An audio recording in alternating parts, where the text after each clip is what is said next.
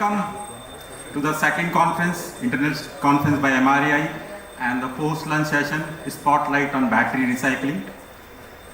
Today's session will be a very balanced session because when it comes to battery, mostly we know the lead-acid battery, which has a simple chemistry, simple recycling, and very well known to everyone. But the new age batteries, which are the EV battery, or you can say lithium batteries, which is also known as a oil of today. So we have 3 panelists from the lead side and 3 from the lithium battery recycling side. And I would like to invite my today's panelist. First, Mr. Ling, Asia Editor, Argus Media. Welcome, Mr. Chen. He oversees Argus Metalscape coverage in Asia. He is there in this field since 2001. Graduated from Imperial College of London. Argus Media is a leading independent provider of market intelligence since 1970. The next panelist will be Mr. Ashish, Bansal, my colleague at MRAI, Director MRAI, MD Pondy Oxides Limited, and well-known name in lead recycling in South India. Third is Mr. Pratyush Sinha, Vice President LOHUM Cleantech. Mr. Pratyush is Vice President Special Project at LOHUM Cleantech. They are the leading recycler in lithium-ion battery in India. In past, he was running an AI startup, and he is an electrical engineer from IIT Kanpur. Next, Mr. Vinay Sharma, my another colleague, Director MRAI and Director Planet First Green Private Limited, and he is handling GDB International Indian operations. Third, Mr. William Gu, Director Shanghai Metal Market. So SMM is very well-known name in commodity market research, and they are providing data for non-ferrous metal project and industrial players in Finance Institute at global market. The final speaker, Mr. Ling, he is strategic market editor, Scrap Fastmarkets. So he has 8 years of experience in reporting Fastmarkets scrap business. He has appeared at various broadcast media, including Sky News, BBC News, BBC Radio. Welcome, Ling and my all 6 panelists of the day. So we'll start this session. First, there will be 3 presentations from my colleague, and each one has been given a slot of 10 minutes, wherein the first session from Mr. Ling on the battery recycling, growing demand, supply trends. So, Mr. Chi, stage is yours. Thank you for the invitation, and thank you for the very welcoming introduction from the thing. So today we're going to talk about EV, or the battery metals in the EV market. I don't think I need to go through too much of Argus. I think my colleague JC this morning has already done you through the round of what is Argus, so we'll just go straight in with EVs and chemistries. EV market, I think unfortunate to say that I have to tell you that the EV market is not going to grow at 200, 300, 400% again. That's what we saw over the past few years or past decade. That's not going to be the case anymore. It's moving to the next stage. It's moving to a more maturing stage of development. Actually, we saw the growth rate for EVs actually grow to about 30% or so in 2023 only, and it's going to further slow down between now and the next decade, 2034. In-house forecast of Argus is that we're putting a number at around 10% growth between now and per year growth between now and 2034, and that would actually get us to about 46 million tons or so of new unit, 46 million units, new units in 2034. And of course, then we look at the EV, and for us, for the metals guys in the room, what does it mean for EVs? Is, it's a chemistry. We need to look at the chemistries. That's what driving the metals. So as you would expect, that the EV market is very much dominant by China. So in China, the dominant chemistry is the LFP, or the lithium one. So we are naturally expecting that the LFP is going to dominate the the market share for the chemistries. That doesn't mean that the NCM are going to die out. It's still going to have a market in Europe and in the US. And the next one that you want to pay attention to is the high manganese one, which is making some inroads in Europe. As I said, EV is going to be the main driver for battery, but then also at the same time that you want to look at industrial growth as well, or growth from the industrial sector, which means there's the battery storage, etc. You know, with now everyone talking about AI, cloud service, and all that. They need big power to support that, and they need battery. They need battery storage to power these things. What does it mean for metals then? In short, we need a lot more metals in the battery sector. Nickel, we are going to need about 3 times more of nickel between now and 2034. Lithium, we're going to need a lot more as well. Lithium, we're going to expecting about growing from about 150,000 tons or so to about 600 something, 700,000 tons or so by 2034. And then manganese as well, we're going to need a lot more. The only thing that is not so much, or the less positive one, is the cobalt one. We're not expecting a massive growth of cobalt. It's going to be more stagnant growth. Metals, so we look at each metals more closely. So lithium, thanks to the ever-growing supply increase over the past couple of years, substantial increase of supply, we are now in a small surplus, and this surplus is expected to stay until sort of much later in this decade. So we actually expect the first supply deficit for lithium actually to come in 2029. What does it mean for prices or the prices in the past couple of years, past couple of months or so, is that the strong growth in the supplies make that lithium is a bit oversupplied at the moment and has naturally driven prices down. And we look at the raw material for lithium, which is the spodumene.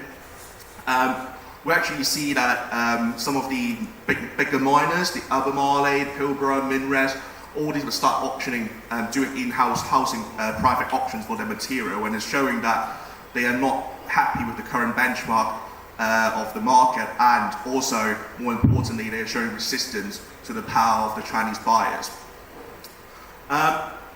If you look slightly further downstream into the carbonate and hydroxide market, you see that there's small recovery of prices in China after the Chinese New Year. That's because some of the producers have actually sold their stocks prior to the Chinese New Year, and then came back and find out that they actually need material. So they went into the spot market and picked up some material, and causing that rebound. But that rebound seems to be quite short-lived. We are now under pressure again. Prices have been dipping for the past couple of months, but we expect that in terms of long-term price trend, we still expect to grow, and we still expect that there's going to be a recovery in the mid to long term thanks to the growth in the EV and battery sector. Cobalt, recycling is key in cobalt. We actually expect, if you look at the cobalt demand, we actually expect cobalt demand to fall until much later on. So we are looking at sort of like 2029, 2030 before demand is going to grow again. And supply or recycling is going to be a key part of supply chain as well. We're actually expecting the recycling rates of cobalt in terms of supply actually to grow quite a bit stronger over the next few years. The hydroxide prices again is dropping, partly or thanks to the high copper prices. The high copper prices means that DRC miners, which is DRC miners, which produce a copper concentrate, and cobalt is a byproduct. They keep on churning out a lot of copper and lots of cobalt as well in the meantime, and that's actually a lot more than what we need or what the world needs in terms of demand, and is pushing pressure on prices. But actually, one of the interesting things here I want to show you is that if you look at the metal side, if you look at the alloy grade and the chemical grade, the alloy grade actually is performing a lot stronger compared to the chemical grade. The alloy grades typically serve the aerospace industry and so on, while the chemical grade is more battery side. And that's because of some producer problem on the alloy grade issue. Nickel, we said that there's going to be increased demand for nickel from the EV sector, but But in reality, we have to also pay attention, very much attention to the stainless steel sector. It's still going to be dominant by the stainless steel sector, the demand. But then we're going to see a bit more market share from the EV sector. The sulfate prices, again, is under pressure from China, of the recent slowdown in Chinese production of EVs and also and all that. And there's we have actually seen some of the miner, for example, BHP in Australia and Canada and so on, have actually stopped production or scaled back production because of the weak prices. And what does it mean is that the current prices. What does it mean is that the current prices is actually a little bit supported by this drop in supply, and we actually expected that the supply is going to continue to be tight because of the Russian ban, because of the RKAB issue in Indonesia, and of course the unrest in New Caledonia as well. Class 1 and Class 2, this is something that is quite interesting again, that we actually saw the Class 1 and Class 2 products of nickel actually, the correlation have actually narrowed after what happened in 2022 in the LME over the past year, but that seems to be a very short-lived again. We actually saw that from the turn of this year, we actually saw that the correlation has dropped to about 60% or so again, which isn't good for some of the Class 2 miners or Class 2 producers in Indonesia. And in terms of that, August we launched the INI, the Indonesian Nickel Index report. I'm not going to go too much into it, but if you're interested, scan the QR code and take a look. Recycling, I've only got about a minute or so on recycling. So recycling is going to be key. It's going to be a key swing supplier, as we have said. We actually see the recycling rates in terms of supply, actually for a lot of the products, actually going to be quite high. For example, we see the cobalt, which is one of the things that I said is a bit less positive. Over the next decade, we're seeing the recycling rate could potentially go up to all the way up to 45% or so. And lithium, which at the moment is largely and commercial to recycle, are going to increase the recycling rate because of technology advance, etc. And we're expecting that it's going to be about 25% or so in 2034. And of course, nickel, which are largely recyclable in the stainless steel world, is less so in battery, but then again, technology provided and so on, we're expecting that it's going to be growing to about 15% or so by 2034. So recycling is going to be key. In a nutshell, the EV market is moving to the next stage. It is still growing at a very strong rate. We're still expecting growth of about 10% or so year on year between now and the next decade. But unfortunately, we're not going to see the 200%, 300% increase again that we saw in the past 5 years or so. Lithium, we're going to continue to see a supply deficit until 2029. And then for cobalt, it's going to be again oversupply. It's going to be prolonged oversupply. It's going to place pressure on prices at least until copper prices come back down. Nickel, the lower prices over the past years have actually chucked a lot of quite a few miners out of the market already, and that is going to support the prices. And finally, recycling is the key for the future. Supply chain is going to be a very important swing supplier for the market. Thank you.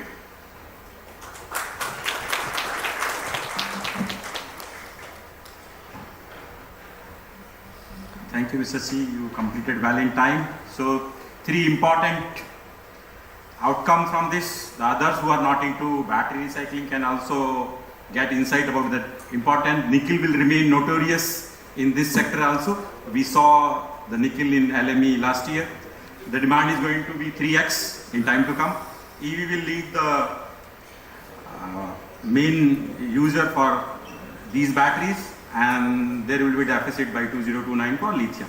So my next speaker for today is Mr. Pratyush Sinha, who will be speaking on battery materials, challenge and opportunities. Welcome, Mr. Pratyush.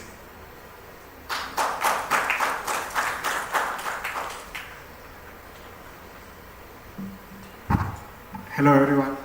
So I will not talk about a lot of graphs because I think Mr. Ling has actually shown a lot of numbers, and I don't think I can present anything that's better than that. There will be a few graphs, but I'll mostly talk about the industry, the key challenges and key opportunities. I'll take a couple of slides to talk about our company, but I'll try to rush through that. So we're called LOHUM. We are a critical minerals refiner and recycler based in India. We essentially are an R4 recycler in India, which means we can process all kinds of metals that go into batteries. We have a bunch of factories in India and some plants outside India as well. Now, I'd like to keep this a bit interactive. So there's a question for the audience first. When was lithium discovered? Can anyone take a guess? Broadly with century if you want to guess. You can raise your arms. No guesses? There'll be a few other such questions. Okay, I see a hand raised.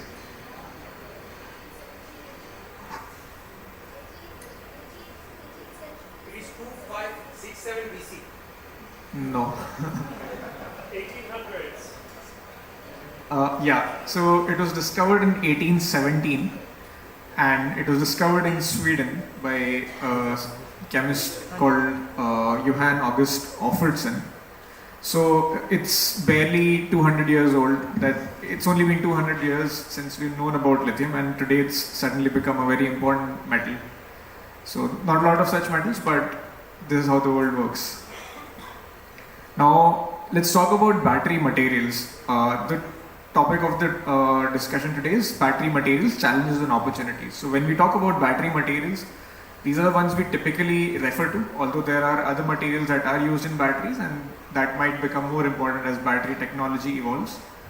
But you have lithium, you have nickel, you have cobalt, you have graphite, you have then copper, which is obviously sort of a proxy for the modern age. Any material uses copper. And then you have aluminum, zinc and titanium in some of the technologies being used. Battery materials also refers to some of the products that go into batteries directly, which can include precursors and cathode active materials. At least as per the US government and IRA, this is how battery materials are categorized. So just wanted to say that people can often use these terms interchangeably. Now, why are battery materials interesting? So I'll first talk about India and then I'll talk about the global opportunity. In India, according to Niti Aayog, the government's think tank, almost 600 gigawatt hours of batteries are expected to come online. This is a stock number, not an annual number. So between 2022 to 2030, and for all we know, this number might even, we might even surpass this number because the government has a target of 400 gigawatt hours of battery energy storage for solar. So this number might already be surpassed in some ways. Largely coming from electric vehicles, but storage becoming a more and more important area of concern for batteries. Again, EV batteries, and while Mr. Ling talked about the fact that EVs might not grow as they were growing till a couple of years back, India EV story is still taking root. So we will see a accelerated growth, especially in four-wheelers where the penetration is very, very low and probably because of the charging infra. But as that happens, there will be a significant growth in the volume of EVs being sold, at least at a gigawatt hour level, because EV batteries have, four-wheeler batteries have much larger batteries compared to two-wheelers, although the number of batteries being sold as two-wheelers is much higher. Apart from this, India also plans to get into cell manufacturing. So again, as per announcements so far by all the players in the market, we expect around 200 gigawatt hours of cell production to come online by 2030. Now, not all of this might be realized, but with confidence we can say that almost 100 gigawatt hours will come online, 70 to 100 gigawatt hours will come online by 2030. And this is relevant because this will, the cell manufacturing industry will be a very large consumer of these battery materials, and it will also be a large source of feedstock because there will be a lot of cell production waste, and lithium-ion cell production is a notoriously wasteful process. In the initial years, your scrap rates can be as high as 40-50%. Even large-scale plants that have stabilized have scrap rates of 5%. So you can expect significant waste coming from this industry.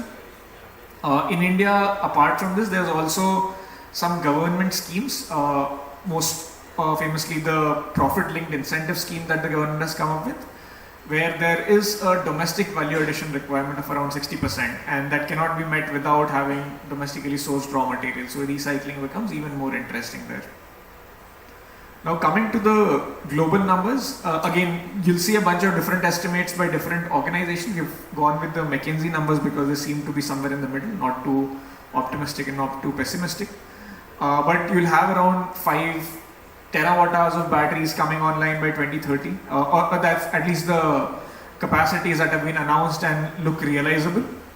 This will amount to almost 2.5 million tons of 25 million tons of batteries, material actually, if you include all plastic, aluminum, copper, everything, which is a huge number. And even if you assume 10% of that is scrap, during production, that's a pretty huge number that you're looking at, and you'll need to recycle all of that, which is in addition to the batteries that will be reaching end of life. In terms of material, I think Mr. Ling had already covered this, but just so what we think, at least nickel and lithium, there is a high chance that there will be a deficit. For cobalt and manganese, not so much, and to meet this deficit, there will be a requirement for recycled material to come online as well. Okay, this was the last graph in the presentation, so you don't have to worry about graphs anymore, but I will ask a question again. When was lithium first used in a battery? And bonus points if you can answer who used it as well.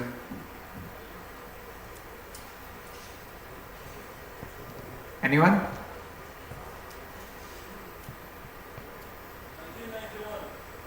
1991 is not the right answer, although Sony came up with the first commercial lithium-ion battery around then. It was around 1986-87 by Akira. No. No. So the answer might surprise people, but the answer is actually 1907. And this was by Thomas Edison. So he had patented a nickel iron battery, and he actually put in some lithium in the electrolyte, which improved the performance of the battery by around 4% or so is what was recorded. But unfortunately that battery had the tendency to produce hydrogen for some reason, and it could not be commercialized. But yeah, I mean, today hydrogen has become important, so probably that technology will come back. Although nickel iron batteries are coming back, they're becoming quite popular. So I'll quickly talk about the challenges that face the industry. The first challenge is obviously the price volatility. Over the last 1 year, we have seen prices for lithium come down by almost 80%. It becomes very difficult for recyclers to operate in such an environment. The second challenge is feedstock concentration and capacity concentration. So, and because of which recyclers in India or in other parts of the world where feedstock is not readily available need to figure out ways to get access to these feedstock. Third is geopolitics, where even though there is concentration, there's also trade barriers being put in, and that further complicates issues in accessing feedstock or accessing markets. And then there's the ever-evolving technological landscape, where today we are talking about NMC or LFP batteries. Tomorrow you might have LMFP batteries or lithium-sulfur batteries or sodium-ion batteries or solid-state batteries of different kinds using ceramics and whatnot. And there might also be aluminum-air batteries, which are somewhat superior to the kind of lithium-ion batteries you have today, but not to theoretical lithium-ion batteries. So because of which the material mix keeps changing. Lithium largely stays a constant in most of these because it's the lightest metal and because it has the highest energy density. But a lot of the other materials change. So you need to plan your capacities accordingly if you're thinking of the long term. So, and then there's the environmental aspect to all of this. Okay, now I'll talk about the opportunities. Before that, there was a question, but I don't think I have a lot of time. So, the first lithium-ion battery was fabricated in around 1970s by Sir Stan Whittingham. He was working at ExxonMobil, and then it was commercialized by Sony in the 1990s. To summarize, these were the challenges, but these are also all opportunities. Essentially, prices today are at an all-time low, so they can only go up. So it might be a good time to enter now. There might be geopolitical risks and supply risks, but we are in an interesting area, what's called Altasia by The Economist, and we trade with everyone. So, which means that we can sort of bridge that area, whether you are in Thailand or India or any of the other countries nearby. Since the technology mix is changing, incumbents cannot be entrenched. There's an opportunity for new players to come in. It also means there will be innovation constantly. And then environmental impact will be addressed through recycling, and that's where recycling comes into the picture. There are strict targets for recyclers both in India and EU, and we expect there to be a premium for recycled material to come in as well from 27 or 28 whenever the regulations kick in. So that would be an added incentive for the recyclers. I think this was it from my side. Would be happy to take any questions offline. Thank you.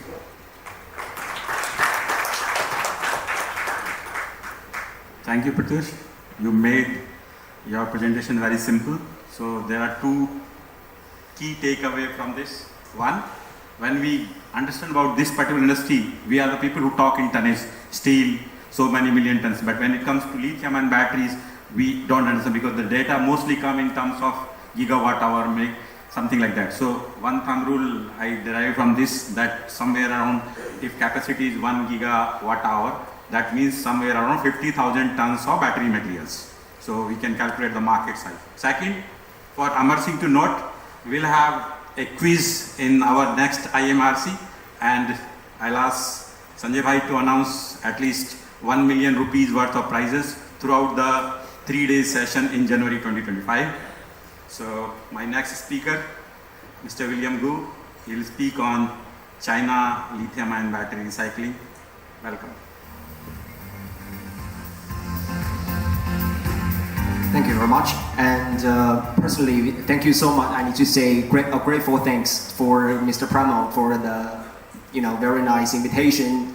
Actually, it's personally the first time to attend the MRAI's event. And at the same time, I'm also very happy and glad to see that some of our peers like Argus Media and Fastmarkets just stayed in the same room and talk about the lithium battery and even for the lead acid batteries. So today's topic, I'll just mainly focus on the China lithium battery recycling. And here, I strongly believe that this is the way to the global, whether for the China and the global, to the carbon neutrality, our main purpose.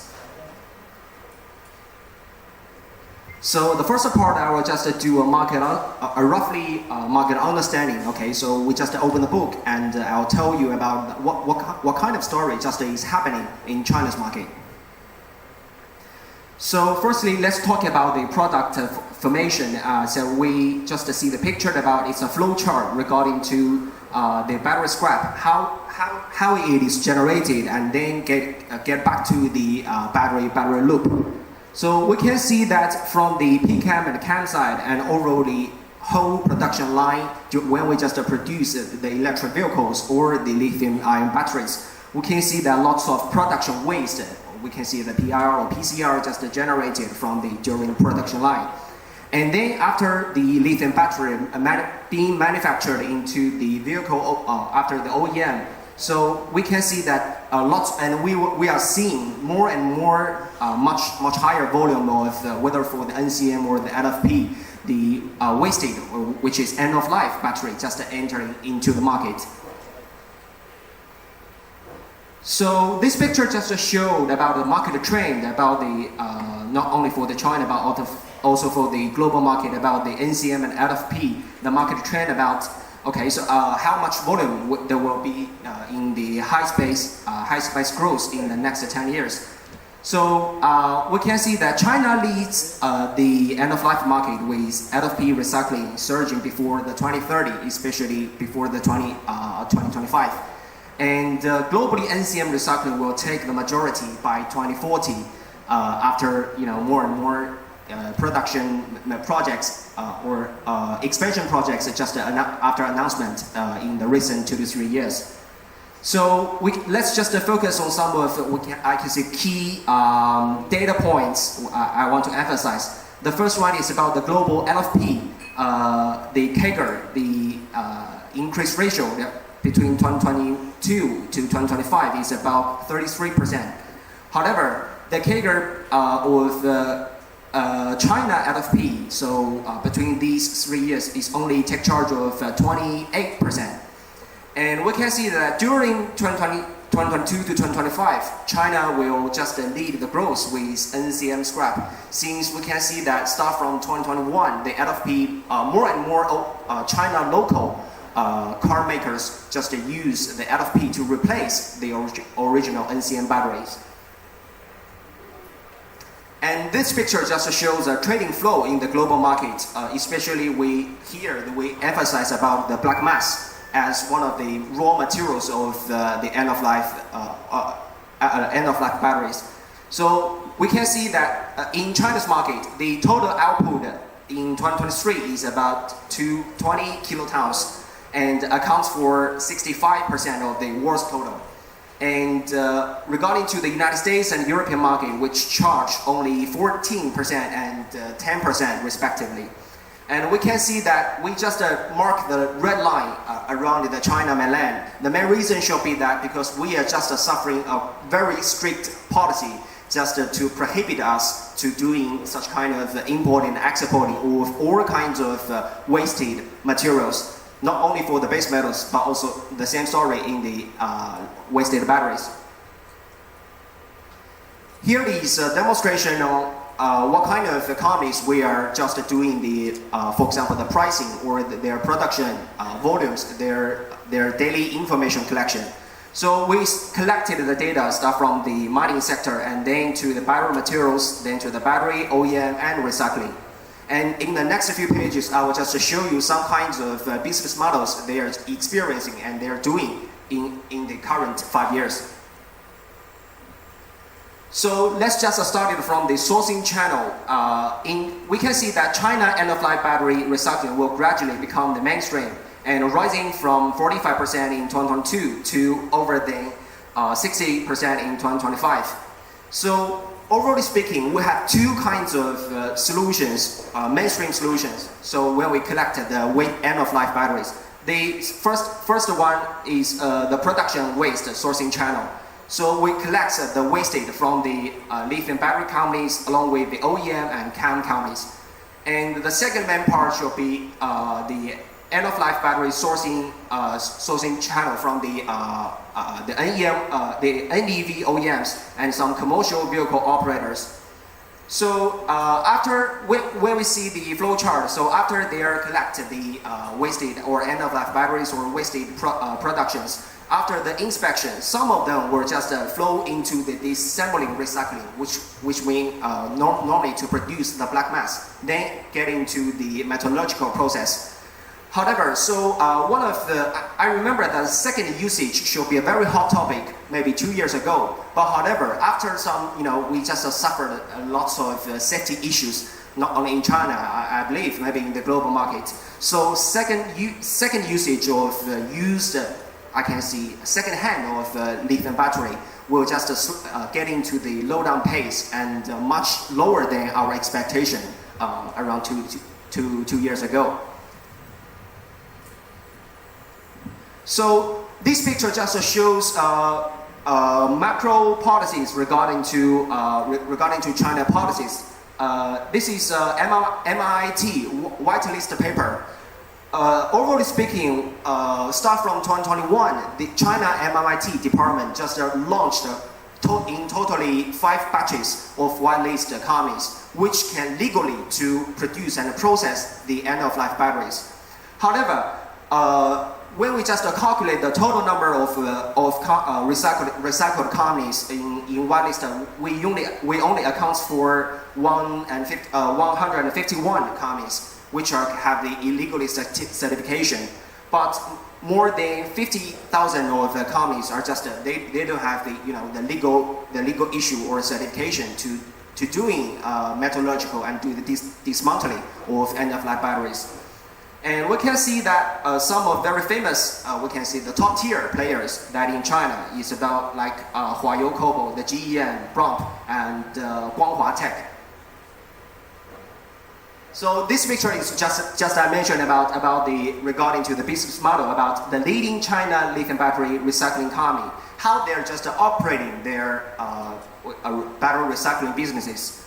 We can see the Model A is just for the Bromp. Bromp is one of the subsidies of CATL and take the position of to produce the PCAM and CAM for the CATL batteries. And we can see Bromp just take charge of the waste pre-treatment and smelting, and then to produce the CAM and then flow back to the CATL supply chain directly. So under this process, they have an MOU with BMW Group. So Model B is regarding to Huayou Recycling, a very similar story to Bromp.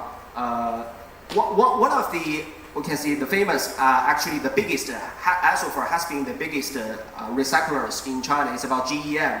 GEM is the most integrated recyclers that in China, especially in the lithium batteries, because they just to widely outsource. Despite of the end-of-life batteries, they will also to source the nickel sulfate, the cobalt sulfate, and lithium carbonate to produce the PCAM and CAM directly, and then sell to their wide range of customers.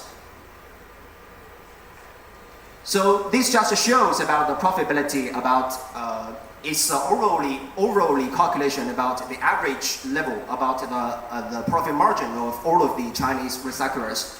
We can see that in 2022, we just see the battery scrap collection. Their profit margin have have over 8% of during their production. However, maybe just 2 to 3 years later, when we do the estimation to 2025, their margin share will only account for around 6%. And regarding to black mass production and salt production, I think the salt production should be the better one, which can account for which can steal only over 10% of profit margin. So we know that when I just talk about more and more clients that in the MRAI events. So in the non-ferrous scrap market, so most of you will use the fixed price as your settlement price. But however, the story has been changed in China over the past years regarding to lithium battery recycling. So most of them will do a very complicated formula calculation when they just whether for their raw material sourcing and their production sales, they will use different, just like Fastmarkets or BMI or SMMs, nickel sulfate or lithium carbonate prices as a benchmark, then to multiply as the coefficient to calculate the final settlement price. The following pages will just to show about some of the certification or some cooperation between SMM and the Chinese or global clients. So let's just quickly to look through the next few pages. So we are, despite of the public, we can see the report, the price reporting. We are also doing some consultancy and market research doing the non-ferrous and ferrous metals market. And in the battery recycling technology, we have overall have a 3 technology routine. And because of the time limitation, so maybe if you have any specific questions, you can just send me an email or just raise up the questions. Yeah. So the last few pages is just to represent, okay, how we just track on the carbon footprint during the whole process when we produce the recycled materials. It is very relative to the LCA assessment. Especially when you have the production, you want to export to the European and United States market. Yeah. So I'm sorry for that because I just over the time. So if you have any questions, we can just leave that maybe after the panel discussion, or you can raise up the question to me directly. Thank you very much.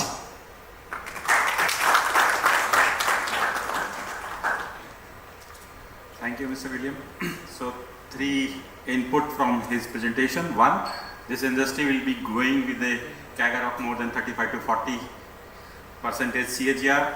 And again, as in other matters, here also China will lead the game, over 50 to 60% recycling.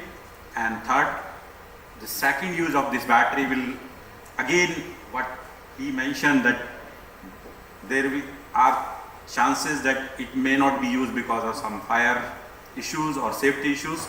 So the availability of raw material will, what we are estimating by 2027-28, it may come early as well. So now we'll move to our next part. So we'll be having Q&A from our panelists. So before we take some questions from the audience, so I'll start first. Let me have few insights from each of our panelists in their key area. So I'll first ask Mr. Ashish Bansal.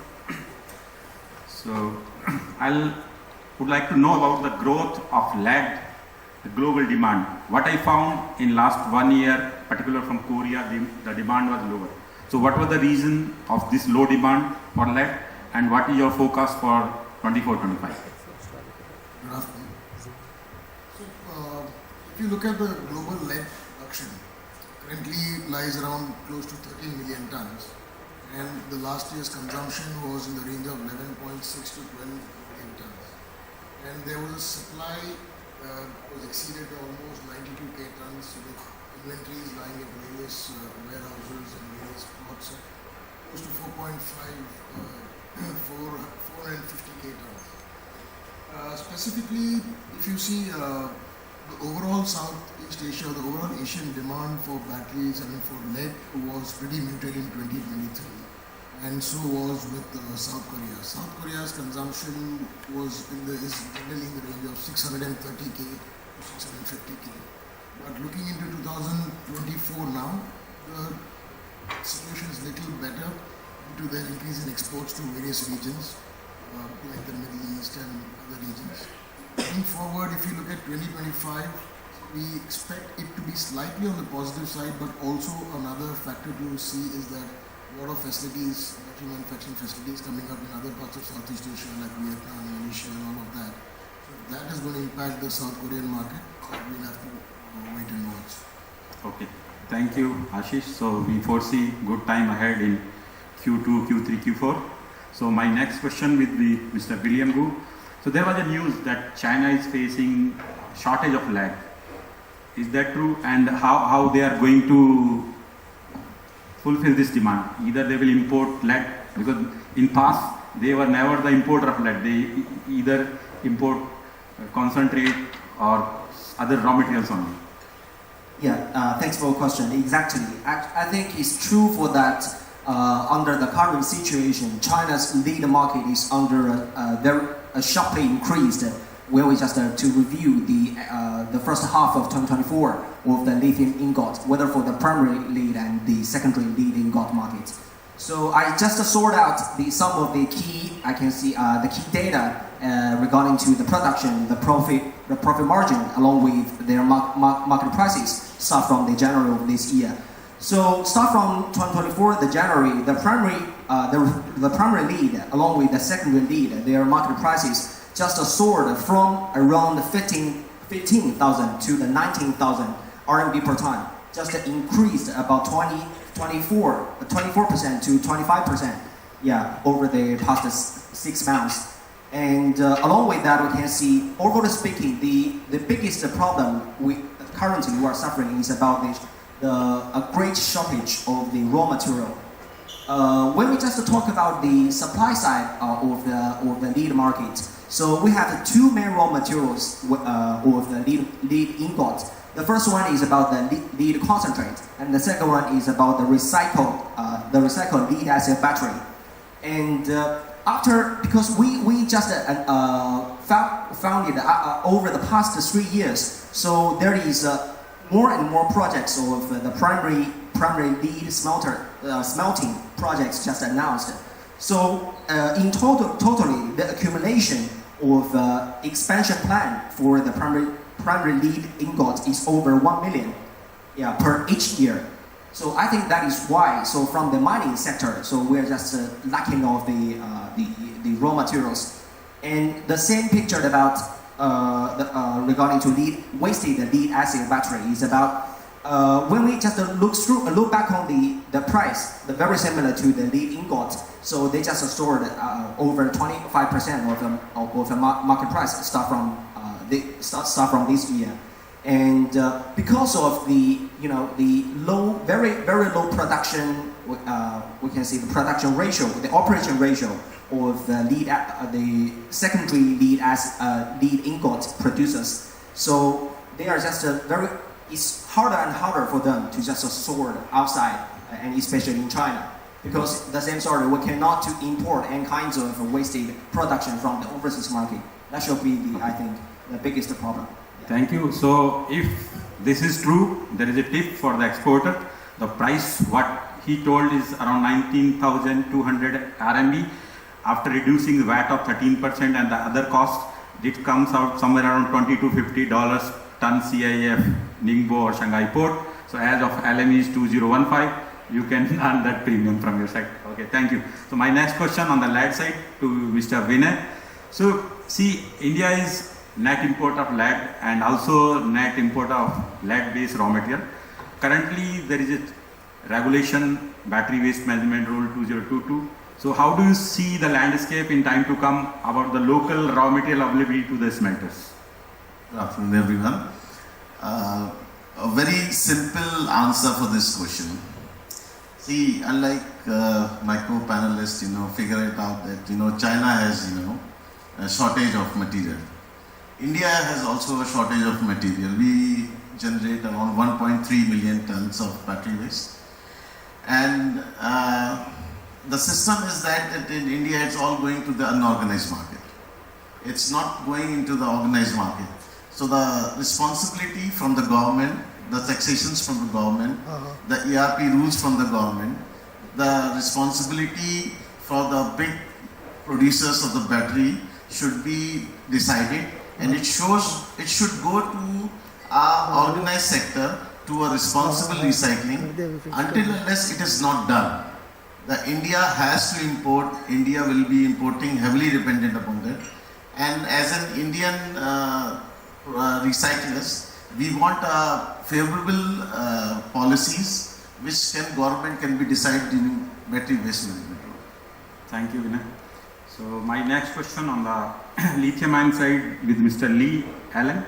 Can you have the expertise on the overall movement of lithium battery materials, particular black mass. Can you give some idea about how is the availability of this black mass and what are the geography which are generating, where it is being processed?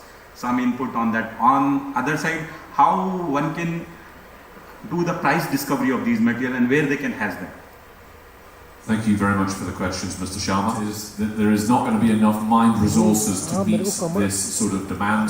Also for ESG considerations, CO2 considerations, and foreign entity of concern considerations in jurisdictions like the US, recycling is going to become more and more important. Getting the supply of black mass right now is a concern and will probably continue to be in the Asian regions where there is capacity to consume it. Not only in China, as we heard from that excellent presentation from Edward just now, but also in South Korea, where capacity to consume black mass and recover recycled metal salt from that have been increasing exponentially in the last 2 years. So we're very much seeing the trade flow going from the west to the east when it comes to black mass. And that is because in Europe and the US at the moment, there is roughly around 10 times as much shredding capacity to turn scrap batteries into black mass as there is for capacity to turn black mass into recycled salts. When it comes to the pricing side, we at Fastmarkets for the last year and a bit now have been pricing CIF Korea, CIF Southeast Asia and Ex-Works Europe black mass payables. So now people can track the value of the black mass in these markets And we are seeing very interesting volatile trends actually taking place in markets like South Korea.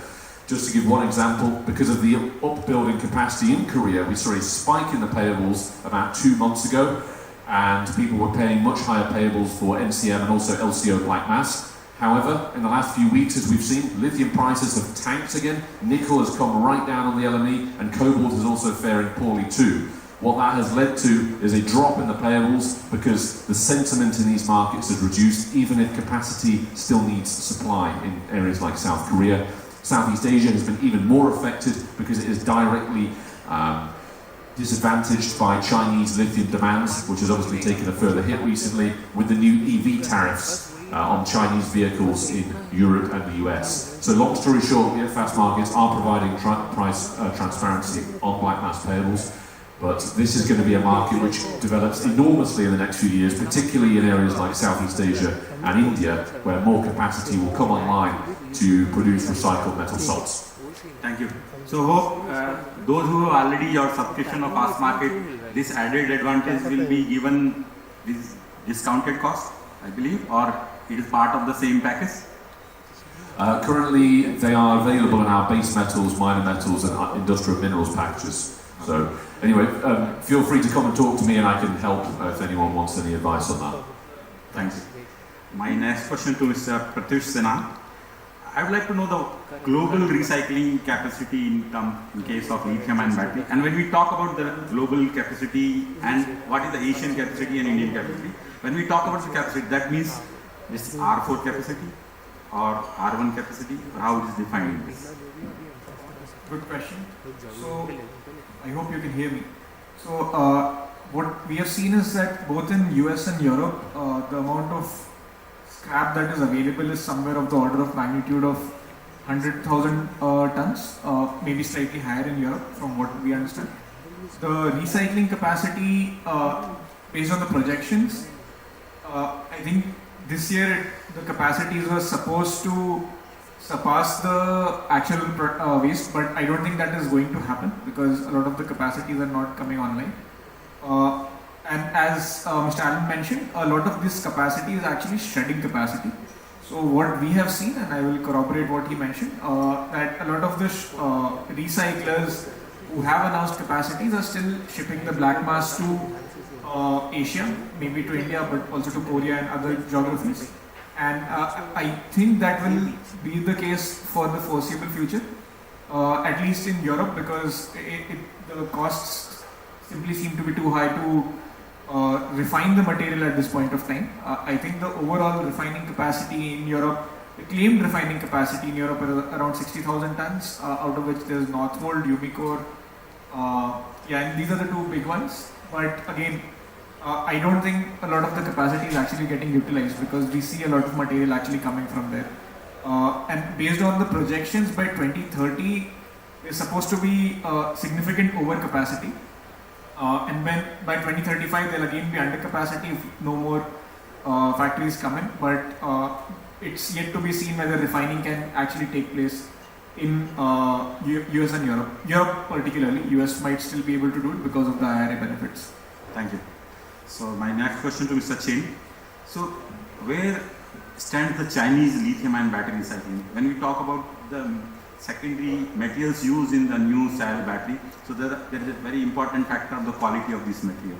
So are they able to utilize what percentage of secondary material into new cell manufacturing in case of China, or they are still dependent more on the primary production or virgin production? Thank you. That's a good question. I think China, let alone China, to me, I think China is probably the most advanced in terms of recycling lithium-ion battery comparing to Europe or the US, which are sort of like the two markets that are also following China. So I do expect that China is going to, the recycling rate is probably in China is going to be slightly higher compared to Europe and the US over the next decade as we see the recycling rate globally continue to grow. But I do think one of the problems with China is we will be looking at feedstock. Will China have enough feedstock to actually feed that growing capacity or recycling capacity in China? I think one of the issues, as William said earlier, is that China, you're not allowed to import black mass or recycling waste, or actually any kind of waste in China to China. So that actually may limit the recycling availability or the capacity in China to do so. It actually is one of the problems of the recycling world, the global recycling industry. I think we talk about, you know, in the steel market and another non-ferrous market. I think when a lot of people talk to, you know, about a European waste regulation shipment, I think a lot of people talk about, you know, it's about renaming the product. It's a raw material, it's not waste. As we see that lots of countries are, you know, have come out and said that they don't want to import waste, but to us that we know that they are not waste. So it's, you know, it's something that the industry needs to work together on. Thank you. So I think we can take few questions as well. We have completed this well in time, only 23 seconds extra we took. Well, good. So we can take 2-3 questions. Sir, mic please.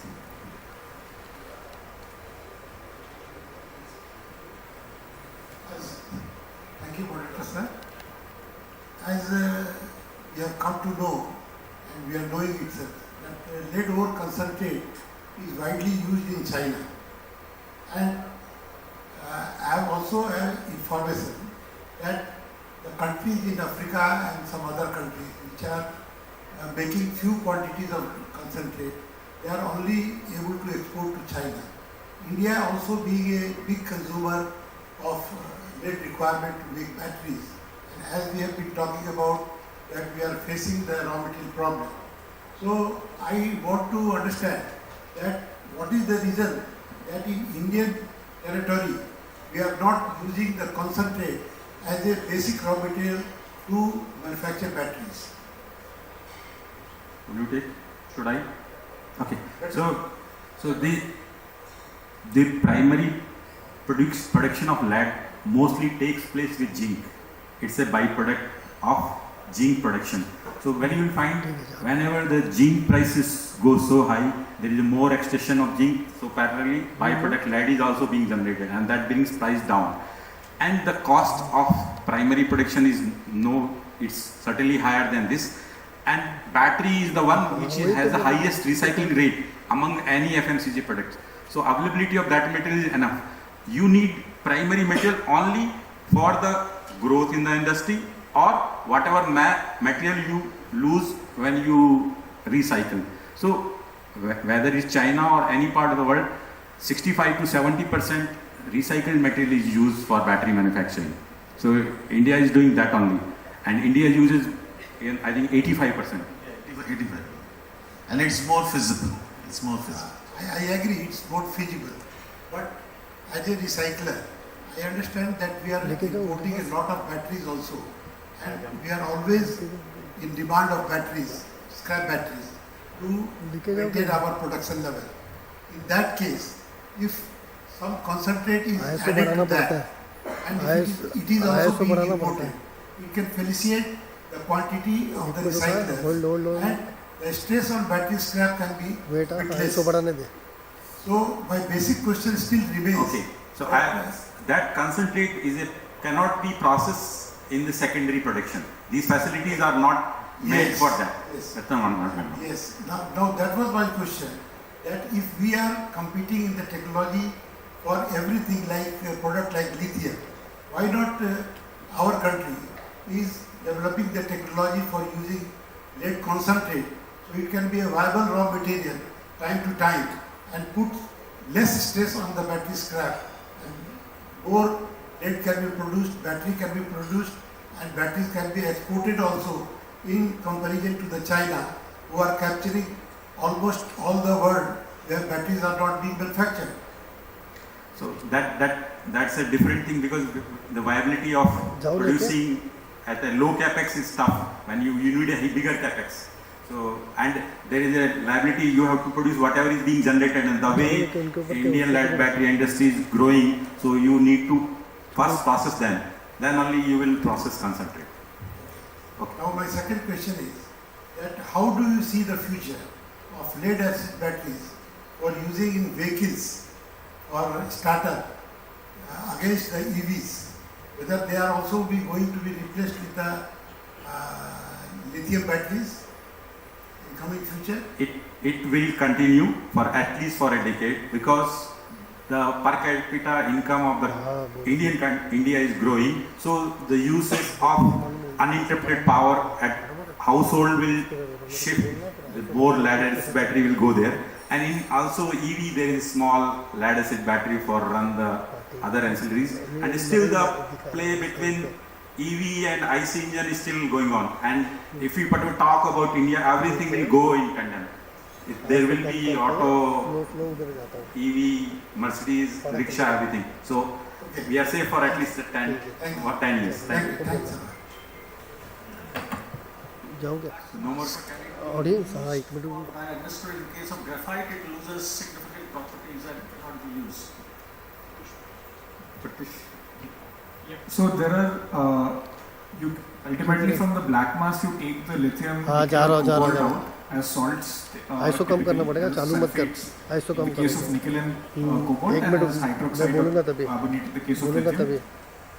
This then is converted into precursor material and then a cathode active material. It is the cathode active material which is used in cell production. So there are two stages, but the raw material comes out of the black mass. There is a new technology around direct recycling, which a lot of companies are working on. We also have a line in India on that, where you can, from the cathode, from the black mass, you can recover the cathode active material directly. This technology is more useful when you have a uniform feedstock. So typically when you are located with a gigafactory and you are processing factory waste, or in the case of LFP, where the variation in the stoichiometry is not very significant. So I mean, in the case of NMC, you have 811, 622, so it's difficult to have a feedstock, a uniform output. But if you have a uniform input, you can have a uniform output. So for LFP and for production waste, you can have direct recycling as well. Probably 5 years away from true scale production because volumes are not enough. But and otherwise, you separate the metals out and combine them back into a cathode active material. Thank you.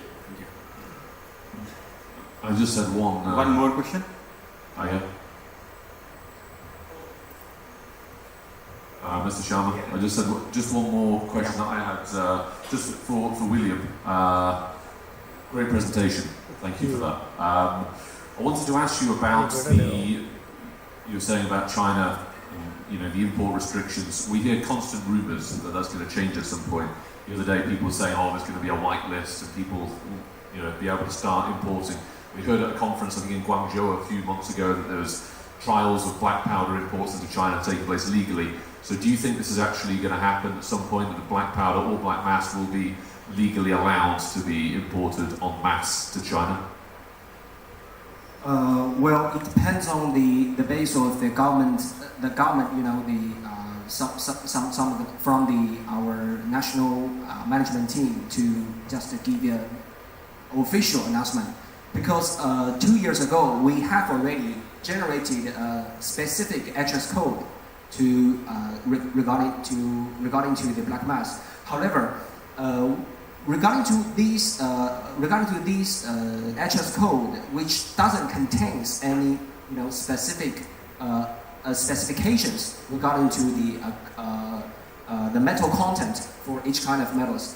At that time, I remember, so because we know that under most of the black mass will just contain the lithium content, but regarding to that HS code, it doesn't contain the lithium metal. So we hopefully that we estimate that maybe before 2025, we can just officially to announce that we can just import the black mass from the overseas market.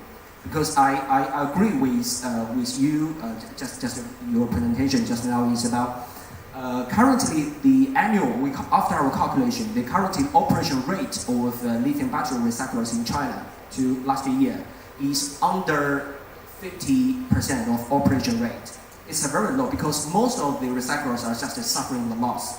Yeah, especially after the downwards of the lithium carbonate prices, so from the peak then to current 100,000 RMB per ton at this price level. Yeah.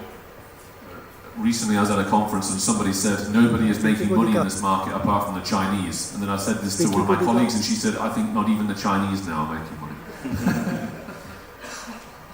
So the last question from the audience. Okay, please. एक minute को cut कर मेरा cut कर हाँ एक minute ISO बढ़ाने दे Scrap, but the scrap batteries are second, going to the unorganized sector rather than going to the organized sector. So my question was that who does the burden lies on to collect the scrap batteries? Like, does it lie on the government or does it lie on the company itself? And if it lies on the company, then where does it leave the resellers basically? So if according to the battery waste management rule, there is some penalty to any recycling. The circularity has to be there. The circle has to be complete. Otherwise, the circle is not complete, then we end up in landfill or maybe in upscaling or downscaling.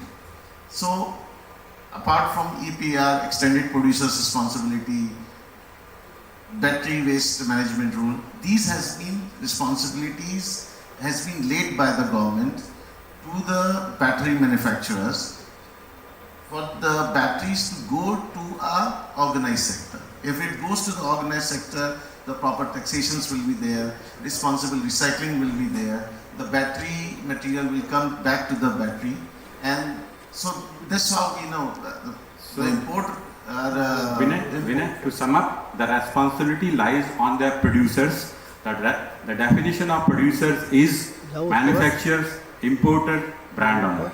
So they come under a producer under Battery Waste Management Rule 2022. Thank you. Nice presentation, good discussions. So I'd like to invite Sanjay Bhai to give trophy to our panelists, to Ashish and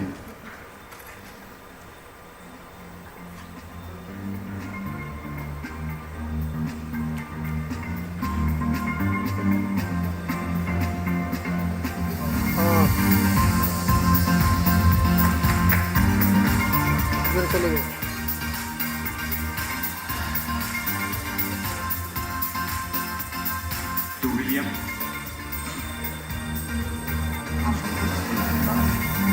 So I would like to call Gopal Gupta ji, Director MRAI, to give mementos to Vinay and Pratyush, and also join Dhaval Bhai.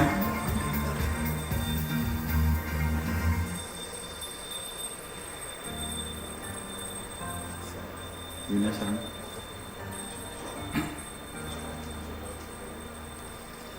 Gopal ji to Pratyush.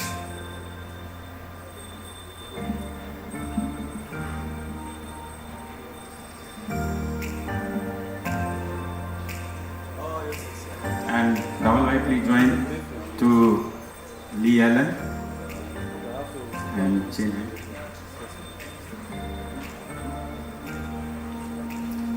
Gopal ji, please stay for the group photograph as well.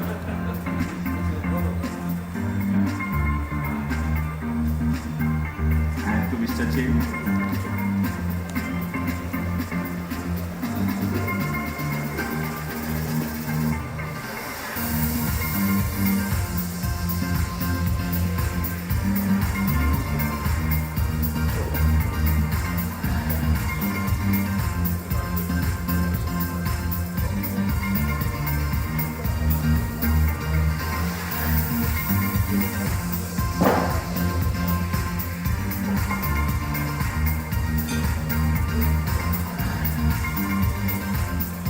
Ashish ji to Naveen ji.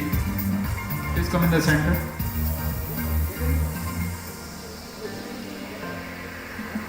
Have a group.